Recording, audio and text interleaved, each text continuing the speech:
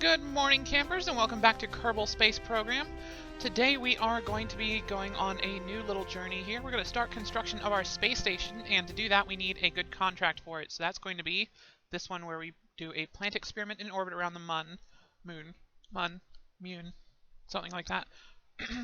As you can see, we also have some awesome, one awesome new mod that has retextured a bunch of the stock parts. That's the stock part revamp mod. Kerbal Space Program themselves featured it on Twitter pretty recently, and I think in one of their newsletters. You'll see the parts as they pop in here, along with a lot of the station science parts that we haven't gotten to use yet. We are showing off those orbitals or universal storage parts as well in designing our space station. So the plant science experiment, what you need is to get this part of the station in orbit. This is the main station science module. It generates eurekas for your experiments, which is a resource that you need to complete several of them. So once we have this in orbit, we can dock a ship with the required experiment to it, and this will help generate the eurekas needed for that experiment. And as you can see, we're being much more careful than we were last time we sent this into orbit. We've added a way to attach the cupola module that will be the command pod for this mission. And we've also added a launch escape system. And it's going to have RCS capability so that it can dock the other modules of the station itself without having to rely on the tugboat to bring them in, which turns out to be very useful later in this campaign. And then you can also see that skipper engine is one of the big parts of the redesign for the stock parts revamp mod. The winglets and tanks have also gotten some pretty major touch-ups. I very much like what they did with the tanks and the engines, especially that mainsail. That is a gorgeous, gorgeous design. There will be a link to that mod in the description below if you want to give it a check out for yourself.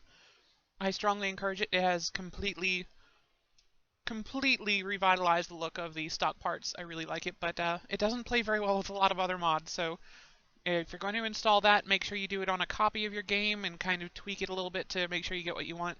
I know in particular I had some issues with a bunch of the station science parts use the default textures. So I had to experiment a little with that before I could get everything running quite right. And adding some boosters onto the side, those will be using the mainsail engine. The central core will use the skipper. Pretty good design here. This should be enough to get us to orbit. It wasn't last time, but last time, in addition to the station module, we also had a full-blown orbiter on top of it. So this time we're just launching the station module, and instead of the orbiter, we just got this one command pod up top. And I could not, for the life of me, get those parachutes looking good on there, but I didn't want to launch without them, because that is part of my goal right now, is to make sure every launch has a launch escape system that can get the Kerbal out if things go badly. Setting up the abort sequence here as well as some other action groups. And here we go out to the launch pad. And taking off quite nicely. I think it's going to speed up here. Oh no, we're going through our roll program. Another thing I'm trying to do more often is make sure we're rolled correctly to ensure that booster separation goes nice and smoothly. And to keep my rockets pointed heads down. And for some reason, the Separatrons just launched off the sides of the boosters with that one. Don't know why. It doesn't come up again at any other point, though we are going to be more careful about separating boosters in the future. And we just ran out of fuel. 97 meters per second away from reaching orbit, and we ran out of fuel. So I tried to get the station in orbit with the RCS, but as you can see, it was no good. We re-enter the atmosphere, touchdown. I did not separate the command pod. I wanted to get as much money back from this as possible. And we seem to slow down nicely. We only lost 2 big parts there. So it wobbled like this for a good long while before I was able to recover the ship. Got about 10,000 back from that. Not too bad. So readdressing the design here, we've added another tank on top of each booster. Since the mainsails have the most power, well over what we actually need to get this into orbit, so that's where we want to add the extra fuel to give this rocket a bit more delta V. And promptly destroyed the launch pad because it was so damn heavy. So here's a good thing to show off. The Space Center stuff is fully destructible now, and that little gaffe there just cost me over 100,000 funds. So rocket's still mostly intact. We're going to get pretty much all of our money back for it. I think we lost 1 or 2 main sails, which are a very expensive part of the rocket, that's for sure. But not as expensive as that launch pad. I was still pretty much in shock here. But luckily didn't damage our walk of shame there with the flags, the memorial flags, and we add some launch clamps, and we have to take a new contract to fund our new launch pad. That contract is for investigating a Class D asteroid. My logic being, we do have a couple of big asteroids on the way, and if we can get this station up and running, we'll have more than enough money in science to check one of those out when it gets around. So, heading into orbit, carefully detaching the boosters there, you saw. Nice little pirouette away from the rocket. And this time we're arriving in orbit with plenty of fuel left over. In fact, we have so much fuel left over, we are going to save it just in case we need it later. Normally I would probably detach the booster in such a way that it would deorbit and then use the RCS to stabilize the station in orbit, but that's a decent chunk of fuel, so we're going to save that for later. It's going to make another maneuver later a little bit more complicated, but we'll survive with that. So we revisit this design that was previously seen in our Minmus mission that vanished without a trace. So we're going to slap an experiment onto the top, and luckily we're not planning to land this anywhere but back on Kerbin, so I'm going to risk using this design again. I'm pretty sure whatever happened was an issue with the EVA Kerbals and the game just breaking suddenly. So very careful again. We're doing launch clamps once more. I don't think I'll be launching any heavy rockets without them anytime soon after that little episode with the launch pad. But also using the toned down launcher here because we know this is capable of getting to orbit. This is in fact capable of landing on Minmus and getting back. So we're going to have plenty of Delta V to get us up and docked with the station module. This is going to deliver the crew that's going to do the experiment. It's got the experiment on the nose as well. And also, I did this flight pretty much right after watching the Antares launch, and that completely exploded just above the launch pad. So you saw there we did a little tiny bit of a turn to get away from the launch pad. That's a thing that saved the people out at Wallops Island a whole bunch of damage, is that the rocket pretty much immediately started moving away from the launch pad once it went up, so that when it did explode, only a couple seconds later, it fell mostly back on the beach instead of on the launch pad. So there's not as much damage as you'd probably expect from a rocket landing and exploding very, very close to them. So after our little launch pad incident, I'm going to try and do that little maneuver more in the future where we just kind of nudge over a bit so that just in case everything falls right back onto the Space Center, it doesn't hit the launch pad. Anyway, we get to orbit no problem, just fast-forwarding around the planet, adjusting our orbit a bit, and we're going to, we didn't really time our launch this time for a good window, so we have to wait a bit before we can rendezvous with the station, but I did get this lovely little time-lapse here that I was quite proud of. And you can see here we've pulled up to the renamed station. We're actually controlling a station here because the rocket ran out of RCS fuel because I was not careful about that. And we're going to dock with it manually here. No, not completely out of RCS, just very, very close to it. Also, another neat thing you can see here, from the stock part revamp mod, the docking ports now have lights on them, since I forget to put lights on every single ship I design. Now, if I put docking ports on, I have lights, so I can't possibly forget anymore. Very, very grateful for that. Also, you can probably see, but might not have noticed, the command pod. That's the 3-seater command pod, has the hatch on it centered now, and attaching things to it radially is much easier with the this revamp. A couple of things you'll notice that didn't change. The decouplers, I left those as is. I kind of like the old design versus the revamp.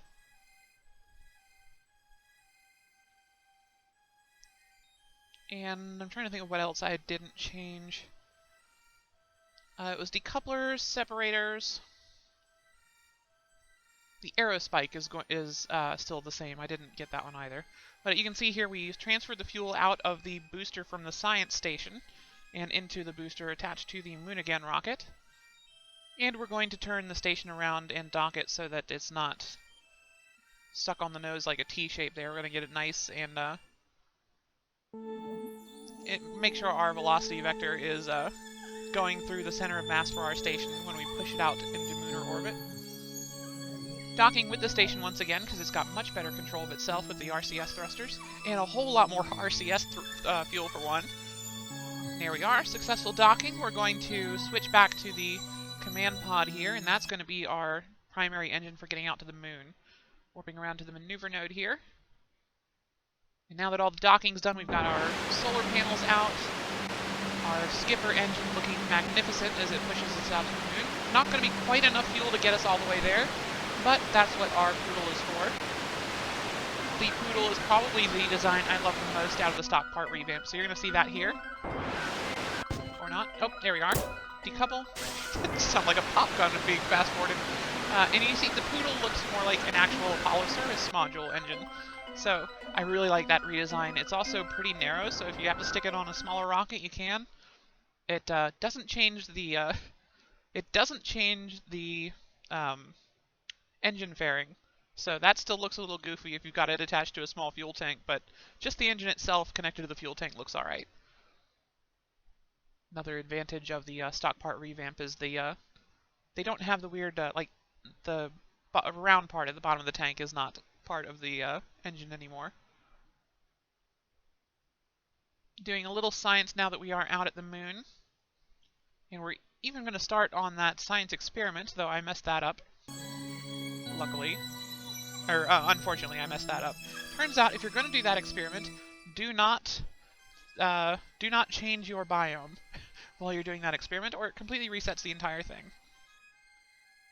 So I noticed we needed to get some science data from space around the moon, and none of the experiments I have on can get actual data from high Munar orbit. So we need to get a little bit closer and run maybe a magnetometer scan or something.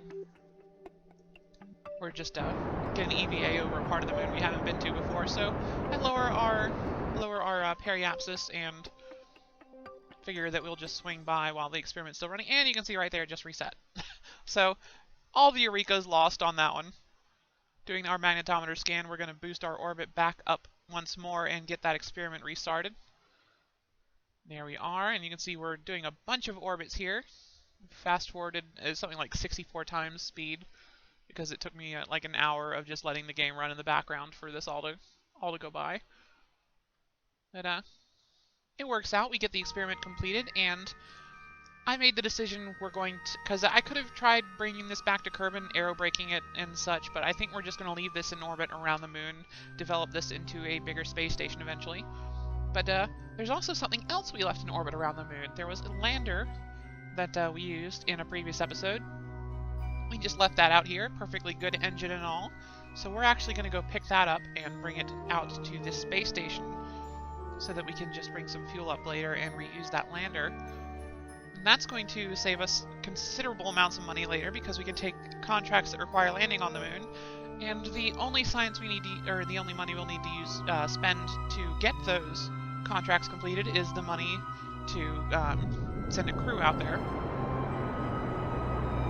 We don't have to launch the entire rocket again, we just have to get the fuel up there to reuse the rocket that's already there.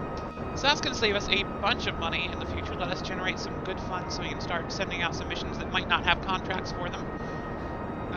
Looking at possibly bringing in the ScanSat program to do mapping missions that we might not have contracts for. And there is another mod coming. I'm sorry, I'm obsessed at this point. I was not planning for this to be a mod-heavy playthrough, but so it has become. There is another one coming, so we're going to have... actually, I'll just show that to you next time. I played around with it. You'll see some more stuff from that mod coming out this week. Not part of this playthrough, but it is going to be coming to this playthrough eventually. So keep your eyes tuned for that. You'll see circularizing the orbit of the station here. We don't want that to be on such a crazy eccentric orbit when we're trying to dock with it on later missions. This service module putting in a lot of good work here. We're actually going to wind up using most of its fuel to pick up the lander. Everything nice and circular here. We're just going to have to alter our... I think we already corrected the angle. Yeah, that looks pretty good. At some point, we'll probably try and bring the station onto a less inclined orbit, but for now, I think it's working out pretty well where it is. I might actually incline the orbit further just so we can access more areas of the moon. We're going to separate the service module here to go pick up the lander. And what was cut out there, if you're watching the timestamps, is I had to redock and then I realized I hadn't refilled the monopropellant tanks on the service module, so I had to redock, refill those, and then go after the lander. Getting some weird phantom rotations from the lander here, making it a little difficult to dock. Nothing too crazy complicated, but I do miss pretty big a couple of times, like that. And we move in and get the connection, so everything looking good. Really love the new docking ports. That's probably my favorite part from the just utility part from the stock part revamp, is the docking ports look fantastic, especially the Clampatron Jr. Looks like it's just a spot where you hook up a fuel nozzle, which I guess is what it's supposed to be.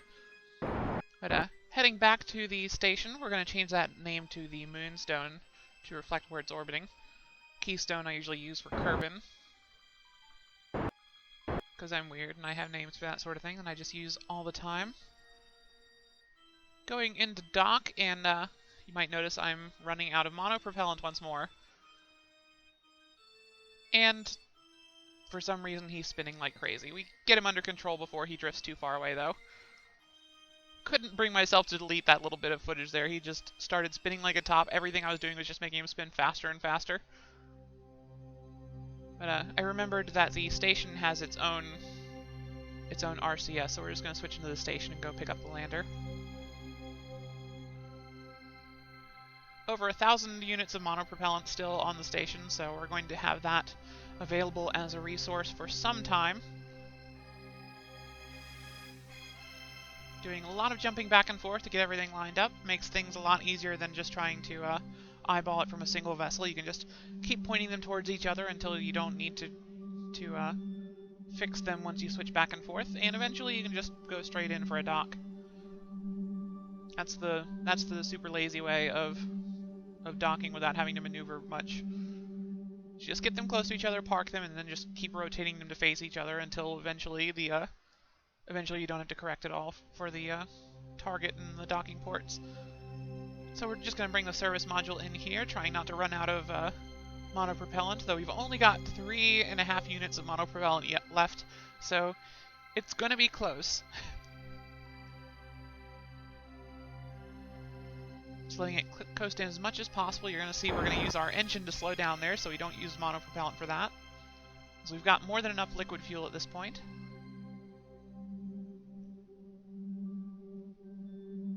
Alright, coasting in down to 2 units of monopropellant left, 2 1/3 about. And we managed to get a good dock. So, got all the science transferred, got everything set up for our little science experiment here. The results have been finalized. So we're pulling away from the station, and we're going to go ahead and hit the engine here in a moment to head back to Kerbin. We're going to leave everything else up here, and most of the crew up here as well. Only got Filmy Kerman for the trip back home.